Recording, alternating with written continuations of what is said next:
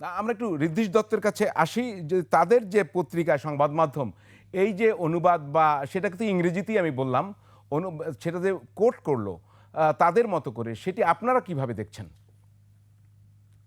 দেখুন, সবার আগে তো সাধুবাদ জানাতে চাইবো আপনাদের এই ফ্যাক্ট চেকের মতো একটা গুরুত্বপূর্ণ যে আপনারা অনুষ্ঠান করছেন, যেটা এই সময় খুবই প্রয়োজন, সেই জন্য অশেষ ধন্যবাদ আপনাদের।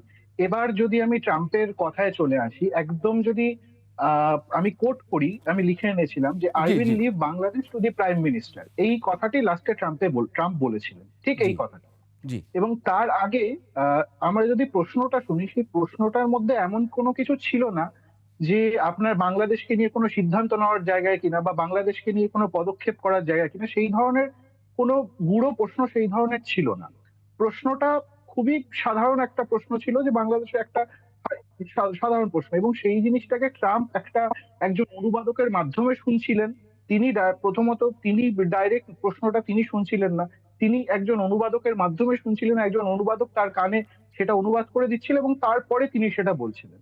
জি, এবং আমার যতদূর মনে হয়েছে, সেই প্রশ্নটার উত্তর শুনে আমার মনে হয়েছে তিনি বলেছেন বাংলাদেশ নিয়ে যে প্রশ্নটা করা হয়েছে সেটার উত্তর তিনি দিতে চাইছেন না, সেইটার উত্তর দেওয়ার ভার বা দায়ভার তিনি মোদির কাছে ছেড়ে দিয়েছিলেন। জি, এবার আমরা খুব উল্লেখযোগ্যভাবে দেখেছি মোদিও কিন্তু এটা নিয়ে কোনো উত্তর সেইভাবে দেননি। দেননি। সেই কারণে এই জিনিসটাকে এখন তিলকে তাল করার যে বিষয়টা হয়েছে, এবং এই এই রোগটা তো শুধু বাংলাদেশের ক্ষেত্রে সীমিত না, মানে এটা আমরা আমাদের দেশীয় যে কোনো ঘটনার ক্ষেত্রেও আমরা দেখতে পারি।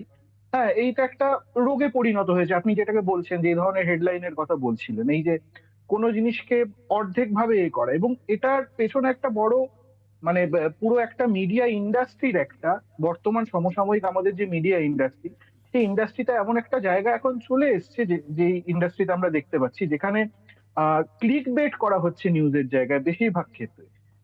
কোনটা মানুষ ক্লিক করবে, কোনটা মানুষ পড়বে, কোনটা মানুষ যদি পুরো তথ্যটা একদম যেরকম আছে সাদাকে সাদা, সাদাকে কালোকে কালো সেভাবে লেখা হয়, তাহলে মানুষ সেটাই ক্লিক করবে না, সেটাই পড়বে না। সেই ক্লিক করানো বা মানুষকে পড়ানোর হিড়িকে এই জিনিসটা মানে চেঞ্জ হতে হতে বা বদলাতে বদলাতে অনেকে তো এমনও লিখছেন, দেখলাম যে বাংলাদেশকে মোদির হাতেই তুলে দেবেন ট্রাম্প বলেছেন, এরকম অনেকে নিজের মানে বের করছেন। তো এইগুলো আমার কাছে মনে হয় যে এগুলো অর্থহীন, এত মানে একটা খুব সাধারণ একটা হালকা কথার এত গভীর মানে আপাতভাবে বের করার কোনো মানে আমার মনে হয় না।